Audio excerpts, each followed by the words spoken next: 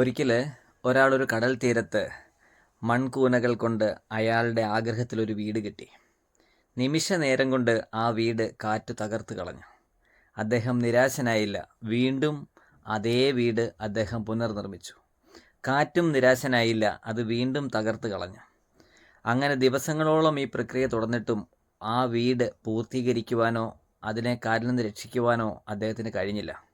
ആ സമയം ഒരു സെൻ സന്യാസി അതിലേ വന്നു. അദ്ദേഹം പറഞ്ഞു, കുഞ്ഞെ, നീ തിരിഞ്ഞിരുന്ന് ആ വീടൊന്ന് കെട്ടി നോക്കാൻ പറഞ്ഞു.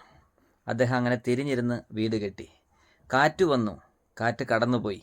ആ കാറ്റിന് ഈ വീടിനെ തകർക്കാനായില്ല എന്നാണ് കഥ. സെൻ സന്യാസി കാണിച്ചു കൊടുത്തത് ആളുകളെക്കുറിച്ചാണ്. പലതരത്തിലുള്ള ആളുകൾ നമ്മളുടെ ജീവിതത്തിൽ വന്നും പോവുകയും ഒക്കെ ചെയ്യും.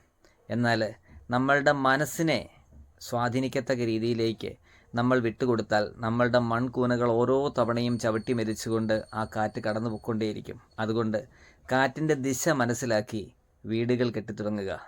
ഏത് കടലിൻ്റെ തീരമായാലും അതവിടെ നിലനിൽക്കും എന്നാണ് കഥ.